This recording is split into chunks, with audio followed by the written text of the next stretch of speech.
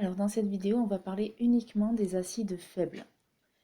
Comment connaître l'équilibre qui va être mis en place pour les acides faibles? Cet équilibre va dépendre de chaque espèce chimique. Donc, je vais pas vous dire, à chaque fois, il va y avoir 30% d'acide qui va être dissocié et 70% qui va rester sous forme AH, puisque ça va changer à chaque fois. Pour savoir, on a inventé ce qu'on appelle une constante d'acidité. Alors, je vous ai remis l'équation de la réaction de dissociation d'un acide dans l'eau. AH plus H2O donne A- plus H3O+. Dès qu'on a une constante d'acidité, on est sur un acide faible, donc double flèche au milieu. Vous n'oublierez pas en contrôle de rajouter les états, aqueux, liquide, aqueux. Et la constante d'acidité, Ka, correspond à 10 puissance moins pKa. Le pKa, ça correspond au potentiel de cette constante d'acidité. Vous allez voir que la formule va ressembler au pH.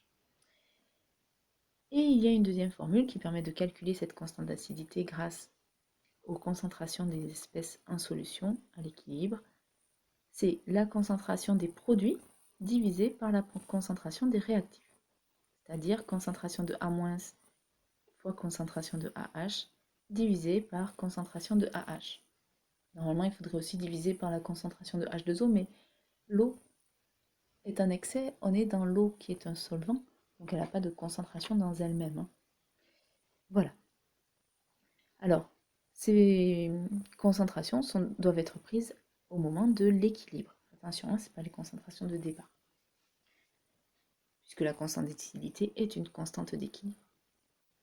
Je vous ai mis une deuxième ligne, pourquoi? Pour le pKa. Je vous transforme la formule, pKa c'est moins log de Ka, comme pH était moins log de la concentration de H3O+.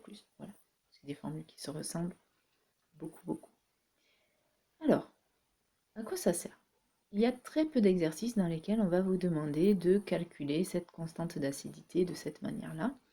Par contre, la plupart du temps, on va vous donner un pKa, donc le potentiel de cette constante d'acidité, et on va vous demander, grâce à ce pKa, de tracer un diagramme de prédominance pour savoir qu'est-ce que nous avons le plus en solution, quelle est l'espèce prédominante. Est-ce que c'est la forme acide, AH, ou la forme basique, A-. Alors comment ça marche? Le diagramme de prédominance, c'est un axe des pH, donc qui va de 0 à 14. Je vous mets le 7 qui ne sert à rien ici, sur lequel on va placer notre pKa. Le pKa n'est pas forcément au niveau du 7, attention. Vous respectez l'échelle, vous prenez votre règle et vous mesurez. Il faut que ce soit assez précis. Ensuite, vous coupez cette échelle de pH au niveau du pKa en deux espaces. À gauche, ce sera l'acide qui va prédominer et à droite, ce sera la base qui prédominera. Voilà, c'est au niveau du pKa que tout se joue. Pourquoi je vous ai mis le 7? C'est pour bien insister sur le fait que ce n'est pas au niveau du 7 que ça change. On vous a appris au collège que de 0 à 7, le pH indique qu'une solution est acide, mais ça ne veut pas dire que l'acide, je ne sais pas, éthanoïque par exemple, prédomine à 6. Voilà, ça ne veut pas dire ça. Donc méfiez-vous de ce vocabulaire. Là, on utilise uniquement le diagramme de prédominance avec le pKa qui coupe cet espace en deux espaces. À gauche, c'est l'acide qui prédomine, à droite, c'est la base. C'est toujours dans cet ordre-là, comme quand on écrit le couple, acide à gauche, base à droite.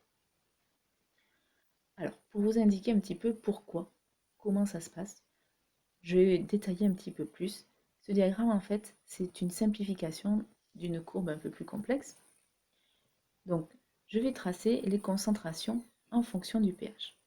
L'acide, si on devait le tracer, eh bien, si le pH était égal à 0, il y aurait 100% d'acide non dissocié dans la solution. Puis, petit à petit, plus le pH augmente et plus cette concentration d'acide non dissocié diminuerait. À 14, il n'y aurait plus que de la base, donc eh bien, il resterait 0% de AH. Au niveau du 50%, c'est là que nous avons le pKa. Si on devait tracer la base, ce serait le contraire. Elle commence à 0% quand le pH vaut 0, elle augmente petit à petit, en passant par 50% de base et 50% d'acide au niveau du pKa. et ça continuerait d'augmenter jusqu'au pH de 14. Voilà. Vous voyez qu'effectivement, avant le pKa, c'est la courbe rouge qui est au-dessus de la verte, donc ça prouve que AH prédomine. Et après le pKa, c'est la courbe verte qui est au-dessus de la rouge, donc c'est A- qui prédomine. Voilà. Après, il vous reste à connaître le pH de votre solution pour indiquer quelle est l'espèce chimique qui prédomine. Donc vous devrez à chaque fois tracer ce diagramme de prédominance. Voilà pour ça. C'est pas très compliqué, il faut juste y penser. Si vous avez des questions, que vous avez besoin de vous entraîner un petit peu plus, on prend rendez-vous directement sur le site. À bientôt!